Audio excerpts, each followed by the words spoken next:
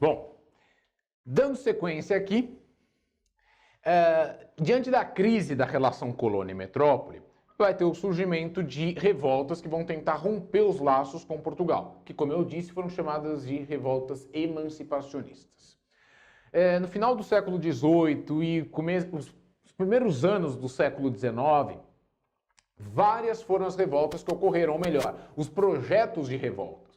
Ocorre uma em Pernambuco, ocorre outra no Rio de Janeiro, só que as duas principais que podem ser cobradas no seu vestibular são a Inconfidência, ou também chamada de Conjuração Mineira, e a Conjuração Baiana, ou também chamada de Conjuração dos Alfaiates.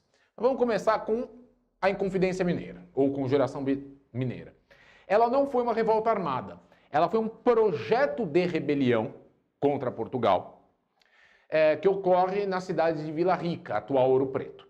Na época, Vila Rica era um dos principais locais produtores de ouro, e a mineração encontrava-se em declínio. Ao mesmo tempo, Portugal vem cobrando impostos cada vez maiores dos colonos, o que gera um certo descontentamento.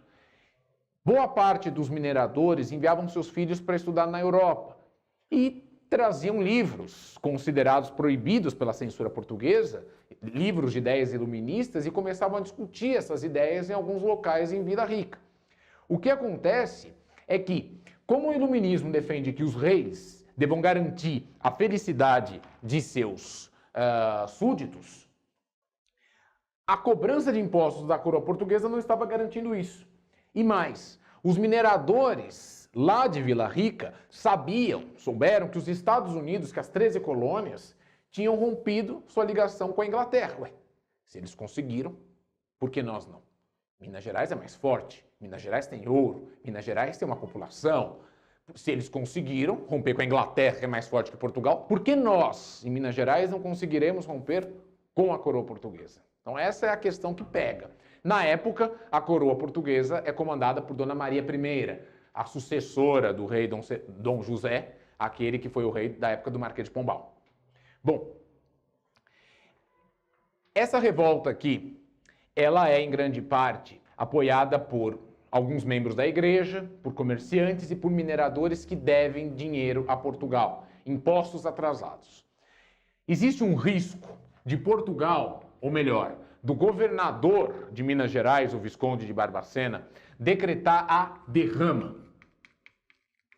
O que é a derrama? A derrama era a cobrança forçada de todos os impostos atrasados. Em 1789, os mineradores deviam mais de 9 mil quilos de ouro a Portugal. E qual era a ideia dos Inconfidentes?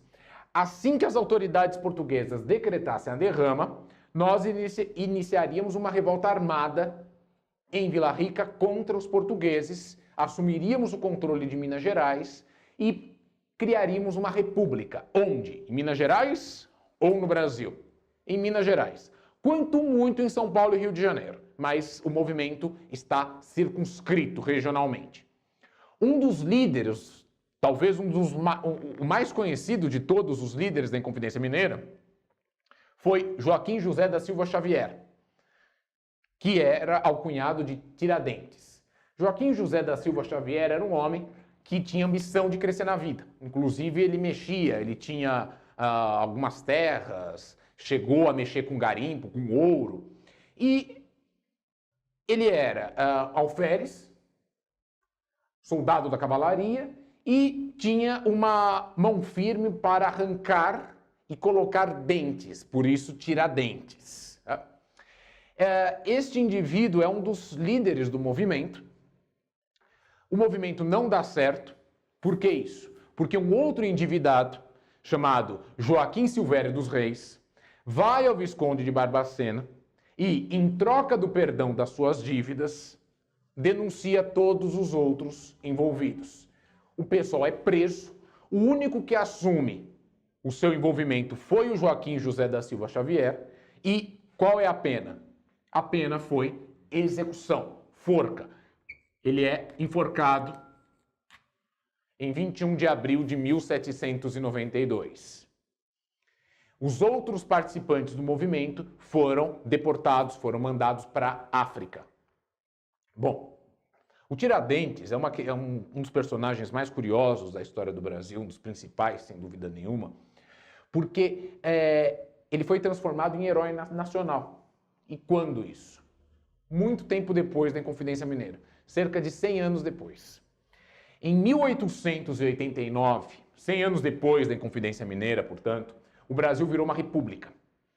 E a república ainda era muito nova, o Brasil tinha sido monarquia por 67 anos, com os reinados de Dom Pedro I e Dom Pedro II, e a república precisava de algum herói nacional para tentar animar a população a apoiar os ideais republicanos. E a república vai buscar na história do Brasil alguém que pudesse encarnar o herói. E ela vai encontrar esse cara, que participou de um movimento contra Portugal. Legal, quis a liberdade. Mas ele queria implantar que tipo de governo se ficasse independente? Uma república, melhor ainda. E ele morreu nas mãos dos portugueses como se fosse um mártir, foi enforcado e depois esquartejado. Ótimo, é isso que eu quero. Alguém que morreu por nós. Mas peraí, a Inconfidência Mineira quis a independência de quem? Do Brasil ou de Minas? De Minas. Ninguém precisa saber disso, vamos dizer que é do Brasil inteiro. E logo depois da República você tem quadros, como por exemplo Tiradentes Esquartejado, que foi pintado em 1893 por Pedro Américo, que vai mostrar, se você observar esse quadro, a cabeça, o tronco, a perna, formam uma espécie de um mapa do Brasil. E existe todo um apego a esse culto em torno do Tiradentes como um mártir que morreu por nós. E ao lado da cabeça esquartejada de Tiradentes existe uma cruz com o próprio Cristo. E essa associação entre o Tiradentes e Jesus Cristo, tanto é que a imagem que a República cria do Tiradentes é Jesus Cristo. Ou melhor, é a versão europeia de Jesus Cristo. Então você tem uma barba comprida, um cabelo longo, olhos claros. É essa a ideia que a República vai tentar imprimir ao seu herói. Não havia registros, quadros pintados na época que retratavam Joaquim José da Silva Xavier. Então a República vai dar a cara para ele, que é o Jesus Cristo, que é ainda uma imagem que está no imaginário coletivo da população brasileira. Esse herói nacional é essa imagem que é a imagem oficial de Tiradentes, é a imagem que está na tua moeda de 5 centavos, que é esse herói. E dia 21 de abril foi transformado em feriado nacional em homenagem a seu herói.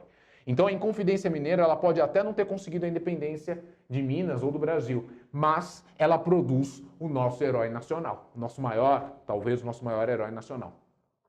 Um outro movimento que acontece em agosto de 1798, foi influenciado pelas ideias iluministas, pela independência dos Estados Unidos e foi influenciado também pelos ventos da Revolução Francesa.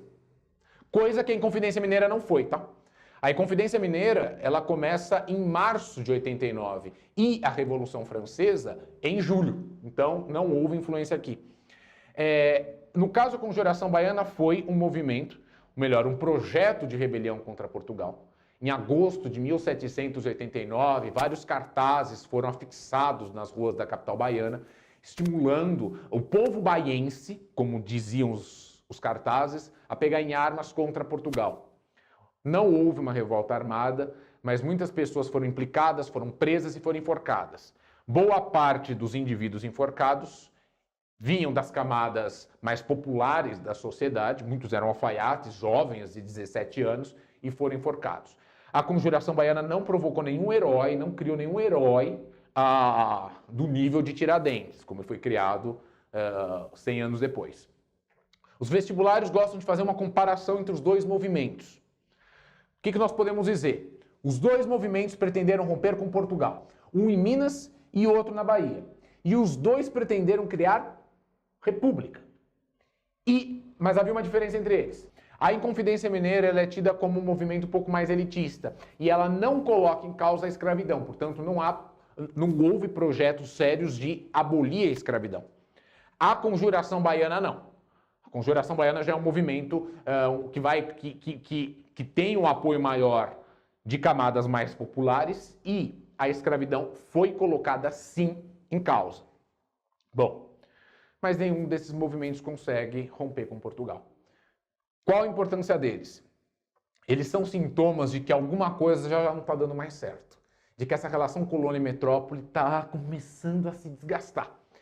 E nós vamos entrar no século XIX com, veja, um Portugal pequeno, cada vez mais fraco, um Brasil enorme, cada vez mais rico, e com movimentos aqui dentro que tentavam cortar os vínculos com Portugal. O que nós precisamos para se separar é um empurrão. E esse empurrão foi dado no início do século XIX, mais precisamente em 1806. Até lá.